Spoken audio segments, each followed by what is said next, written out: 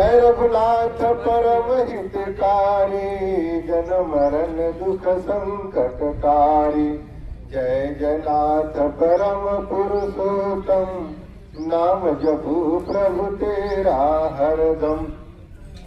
निराकार सकार अंश है, विधि हरिहर सब तेरा बंस है।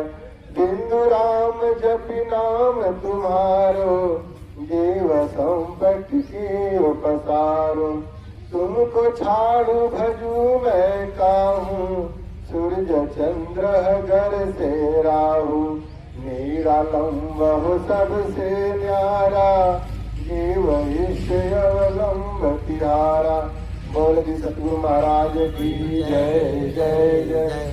सतराम बाबा की जय जय जय। आज का जो सत्संग है वह मकर संक्रांति खिचड़ी के अवसर पर यह आयोजित है। और यह मकर संक्रांति जो खिचड़ी हम लोग मनाते हैं, इसका अध्यात्म में और शास्त्रों में इसके विषय में, इसके रहस्य क्या है, इससे क्या फायदा होता है, इसके विषय में बताया गया है। और उसी क्रम में यह सत्संग के माध्यम से महाराज जी समझाते हैं, जो सभी जीवों के लिए यह कल्याणकारी है। यह मकर संक्रांति यह जो मनाया जाता है, यह माघ महीने में और खैर मास का दिन होता है। एक खैर मास यह जीव के लिए कल्याणकारी है। खैर उसे कहा जाता है, जैसे पहले जब राजा लोगों का राज था, उस समय गांव में चौकीदार हुआ करते थे और वह चौकीदार गांव में घूम घूम कर पता करते थे कि किसके हुआ जन्म हुआ है किसी लड़के का, तो अपने खाता में लिखते थे, और किसका मृत्यु हुआ है वो अपने खाता में लिखते थे। लेकिन जिस दिन कोई नहीं मरता और न कोई जन्म लेता, उस दिन लिखते थे कि यह खैर है। उस कॉलम में भरा जाता था कि खैर है, न किसी का जन्म है आज, न किसी का मौत है। तो वैसे ही यह खैर मास है। खैर मास जो अपने को जीव समझते हैं उनके लिए बहुत ही कल्याणकारी है। यानी इसमें जो प्रभु को जान करके प्रभु के नाम का जो स्मरण भजन करता है, वह जन्म से और मृत्यु से बच जाता है। वह सदा के लिए जन्म मरण से मुक्त हो जाता है।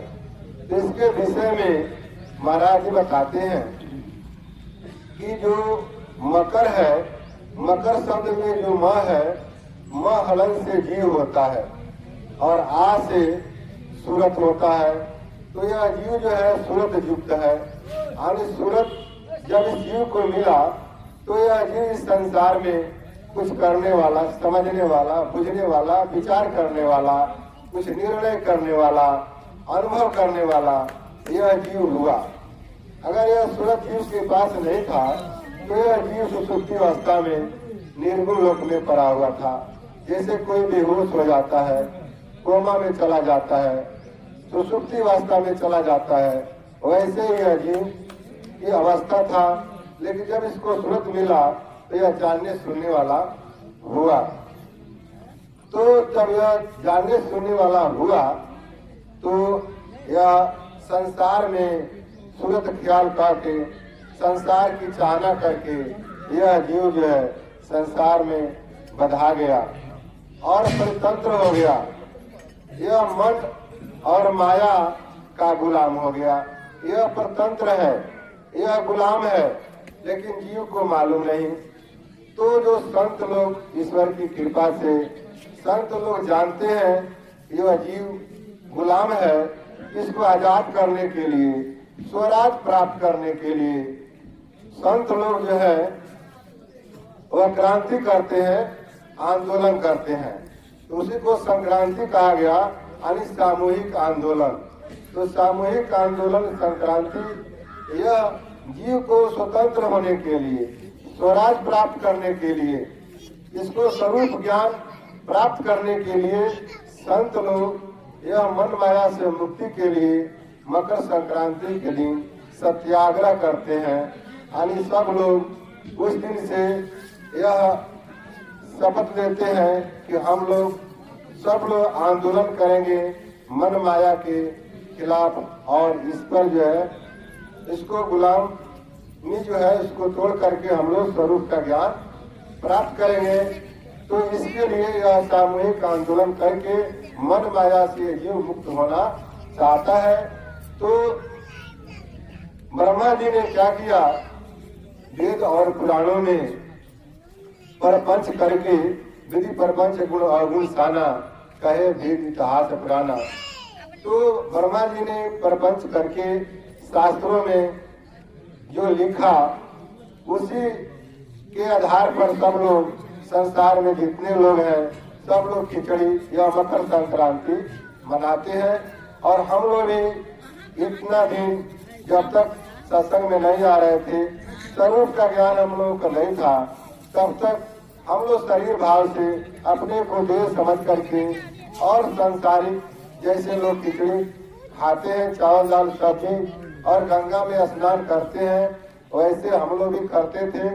लेकिन सतगुरु की कृपा जब हम लोग पर हुआ तो हम लोग को ये मालूम हुआ कि हम लोग शरीर नहीं, हम लोग जीव है, हम लोग स्त्री नहीं है, पुरुष नहीं है, हम लोग इस शरीर में रहने वाले हम लोग जीव है और हम लोग मन माया के अधीन है, गुलाम है, हम लोगों को स्वरूप ज्ञान नहीं है।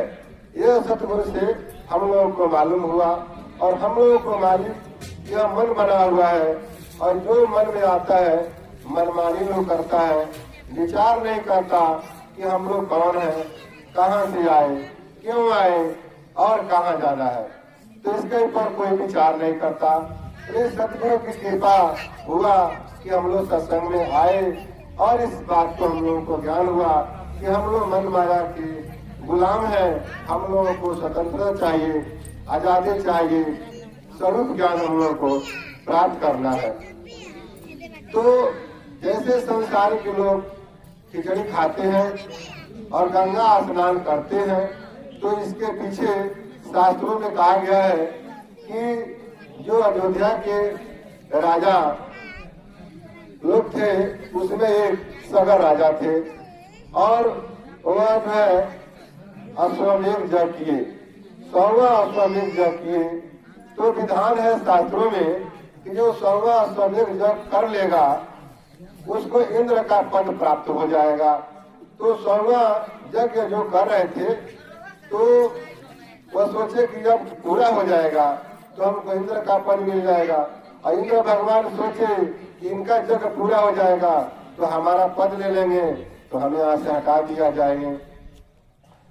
तो जब सगर राजा यज्ञ करके और अश्वमेध घोड़ा को जब वो छोड़े तो जहाँ तक वो घोड़ा घूमता है वहाँ तक राजा का राज होता है।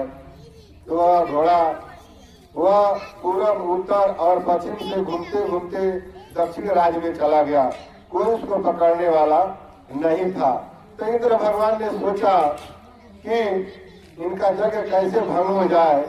वह देखे कि एक कपिल मुनि का आश्रम था, उसमें कपिल मुनि अपना ध्यान में बैठे थे। तो इंद्र भगवान उस घोड़े को पकड़ करके और उनके कुटी में ले आकर के बांध के चले गए। इधर राजा के सैनिक पीछे पीछे 60,000 सैनिक थे और उनके पुत्र भी थे। सब लोग घोड़ा के पीछे पीछे घूमते घूमते जब वहां तक पहुंचे तो देखे कि भाई घोड़ा तो यहाँ बंधा हुआ है, दूसरा कोई है नहीं, यह मुनि जो है यहाँ पर समाधि लगाया हुआ है, इसी का सब काम है। तो मुनि को गाली देने लगे। तो मुनि का जब शोरगुल से ध्यान टूटा तो देखे कि ये सब हमारे को बहुत गाली दे रहे हैं और सब कह रहे हैं। तो उनको गुस्सा हुआ और शराब दिए कि जाओ तुम लोग सब लोग जल के भस्म हो जाओ और प्रेत जोनी में चले जाओ। तो सब जल के भस्म हो गए।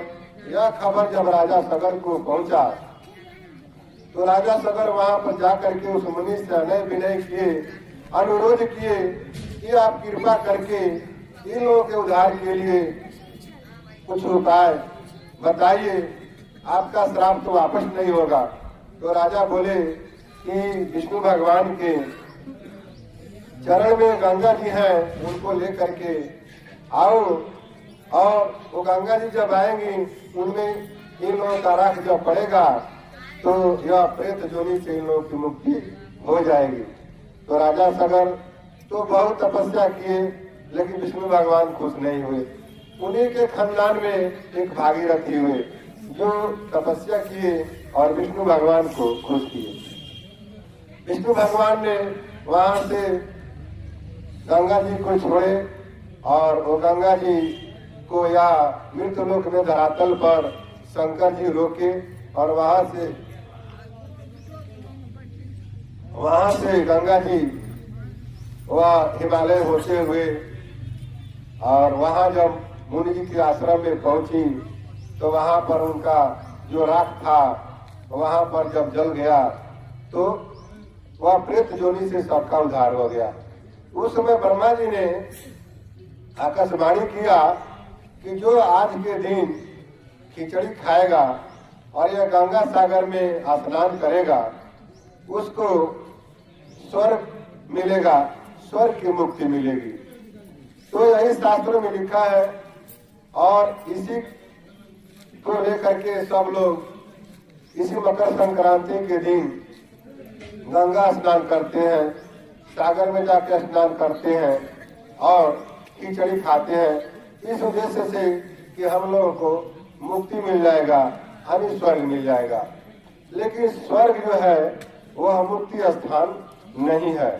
यह संतों की वाणी पर अगर विश्वास नहीं है तो रामायण में राम जी ने अयोध्या वासियों को उपदेश देते हुए कहे थे कि यह तन कर फल विषय न भाई, स्वर्ग स्वरूप दुखदाई। यह मनुष्य शरीर पाने का उद्देश्य यह स्वर्ग नहीं है। स्वर्ग तो थोड़ा है, अल्प माने थोड़ा, और फिर दुख ही दुख है, यानी माता के गर्भ में आना पड़ेगा। यानी जितना आपका पुण्य है उतना दिन स्वर्ग में आप रहेंगे और फिर उसके बाद से वहां से आपका जो है रिटर्न हो जाएगा, फिर किए हुए कर्मों का फल आप भोगने मृत्यु लोक में आ जाएंगे। और यही बात कृष्ण भगवान अर्जुन से भी कहे कि पुण्य क्षीणा विराम मृत्यु लोका बसंती। यानी पुण्य जब क्षीण हो जाता है, खत्म हो जाता है, तो यह जीव जो है यह मृत्यु लोक में आ जाता है। तो जब तक इसका पुण्य है तब तक स्वर्ग में रहता है और चाहे जिस देवता की लोक में भक्ति करे। और महाप्रलय में तो देवता लोग के लोके का नाश हो जाता है तो उनके भक्त लोगों को कौन पूछता है। और ऐसे जो पुण्य करके वहां जाते हैं पुण्य खत्म हो जाता है, फिर वो लोग मृत्यु लोक में अपने किए कर्मों का फल भोगने के लिए चले आते हैं, तो गुरु बिहार सियार के घर में आते हैं। तो यह जो स्वर्ग है तो स्वर्ग शास्त्रों के अनुसार जो बताया गया है उसमें आप लोग अपनाते हैं शरीर के नाते, लेकिन भगवान राम और कृष्ण भगवान कहते हैं कि यह मुक्ति का स्थान नहीं है, फिर यहाँ से जीव का जन्म मरण लग जाता है। और संतों ने कहा कि यह जो है जीव को फंसाने के लिए एक गौना है। जो सुख के लालच में जीव वहां पढ़ करके जाता है और एक काल के चक्कर में फंस जाता है, फिर 84 लाख जोनियों में यह विपद काटने जन्म मरण के चक्कर में पड़ जाता है। जैसे किसी तालाब में मछली होती है वैसे ही भवसागर में यह जीव है और मछली मारने वाला बंसी का टीपा लगा करके, आरसी लगा करके, जाल लगा करके उसको मार लेता है। ठीक वैसे ही यह जीव भवसागर में है और इसको काल जो है अनेक रूप से इसको लालच दिखा करके और यह इसका मनुष्य शरीर जो है यह छीन लेता है और फिर जीव को 84 लाख जोनियों में जाना पड़ता है। यह जीव जो है अपने मालिक को नहीं जान पाने की वजह से और स्वरूप ज्ञान नहीं प्राप्त होने की वजह से यह जीव का हाल इस संसार में होता है। यह जीव जब गंगा स्नान करता है तो यह समझता है कि हम जितने अपराध किए हैं, जितने पाप किए हैं, ये हमारा पाप जो है सब धुल जाएगा। लेकिन यह पाप जो है धुलता नहीं है। सदगुरु कबीर साहब कहते हैं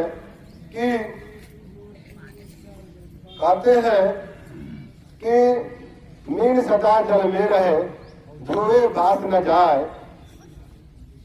यह मछली जो है हमेशा पानी में रहती है, लेकिन कितने उसको धो दीजिए उसमें से भाप, उसका बास जो है खत्म नहीं होता है। ठीक वैसे ही आप गंगा स्नान करते हैं तो आपका शरीर का मैल तो बह जाएगा, लेकिन आपके अंदर जो पाप है, अपराध है, वो बास है, वो नहीं जाएगा। वह तो जब सत्संग करेंगे तभी आपका जो है वह दूर होता है। और जो अंदर की जो गंदगी है मन में, वह इस प्रकार से है जैसे किसी बोतल में आप गंदा भर दीजिए और उसको डाट बंद करके और ऊपर से मखमली कपड़ा लगा दीजिए, उसको गंगा जल से धो दीजिए, तब कहिए कि यह बड़ा शुद्ध है। तो शुद्ध कहाँ है? सब गंदगी उसके अंदर है। ठीक उसी प्रकार से यह जीव के अंदर सारी गंदगी है, सारी बुराई है। ऊपर से नहा करके यह समझता है कि हमारा सारा पाप अपराध धुल गया, लेकिन ऐसा होता नहीं है। कहा गया है कि बिनु सत्संगवा के कोई नहीं सुधरी, और सुंदरी में जाग लगौले बड़ी सुंदरी। जब तक सत्संग आप नहीं सुनते, नहीं समझते, तब तक ये मन का मैल जो है यह दूर नहीं होता है। तो संत लोग इसका समाधान बताए। उसी क्रम में हमारे महाराज जी यह सत्संग मकर संक्रांति के ऊपर बताए हैं कि यह जीव अपने स्वरूप को जान जाए और आध्यात्मिक यह खिचड़ी खा ले, आध्यात्मिक गंगा स्नान कर ले, तो यह जीव सदा के लिए जन्म मरण से मुक्त हो जाएगा। अपने स्वरूप को जान लेगा कि मैं शरीर नहीं, मैं जीव हूँ। और जो मन माया इसके ऊपर गुलामी कर रहा है, उस खुद उसको गुलाम बना लेगा। तो इसके लिए महाराज जी ने बताया कि कौन सा हम लोगों को गंगा स्नान करना है, और गंगा स्नान करके तब हम लोगों को खिचड़ी खाना है। तो महाराज जी कहते हैं कि मैं वर्णन सत्य सुनाता हूँ, प्यारे भाई संक्रांत के गुण भेद रहस्य बताता हूँ। प्यारे भाई संक्रांत की बाया स्वर को गंगा जानो, दैना जमुना कहलावे, दोनों मिलकर संगम होता इच्छा सागर में जावे। मन माया को मालिक मानव सेवक ताकर कहलावे, जो निस्वरूप को जान लिया तन मन का मालिक हो जावे। माया ब्रह्म जीव के स्वामी सत्य राम को तब जाने। यानी जो आपका जो बाया जो स्वर है सांस, यह जो है गंगा है, और दाहिना जो सांस है आपका वह जो है जमुना है। और दोनों जहाँ मिलता है, संगम होता है, वो संगम होता है, वहाँ जो है वह सागर है। तो जो बाया स्वर है, इस स्वर में इच्छा रहता है, और दाहिने स्वर में मन रहता है, जिसको इंगला और पिंगला भी कहते हैं। तो बाया स्वर से हम लोगों को, यह गंगा नदी है, तो बाया स्वर में इच्छा करके आराम आराम करके हम लोगों को जो है नहाना है। जब हम लोग इस साधन को करते हैं कि बाया स्वर को गंगा जानो, बाया स्वर श्वास जो है उसको गंगा जान करके और राग कह करके श्वास खींचते हैं, और राग करके श्वास खींच करके और उस पर ध्यान करते हैं और मौ कह करके छोड़ देते हैं। यह साधन जीव को बताया गया है। 3 बजे से 4 बजे तक यह जीव को करना होता है। तो यह खिचड़ी से लेकर के और 15 दिन यानी 29 तारीख तक यह जीव को करना है। 1 महीना जो यह साधन करता है उसको स्वरूप का ज्ञान प्राप्त हो जाता है, वो सतगुरु की कृपा से। तो जो यह गंगा स्नान है, जब राम नाम आप जपते हैं, साधन जब करते हैं, उस समय आपको इच्छा होना चाहिए। इच्छा करके और तब वह राम नाम का वह साधन करना है। इच्छा करके और राम नाम ले करके आप राम नाम में सुरत करते हैं तो आप इच्छा के भवसागरी, यानी इच्छा जो है अध्यात्म में भवसागर कहा गया है।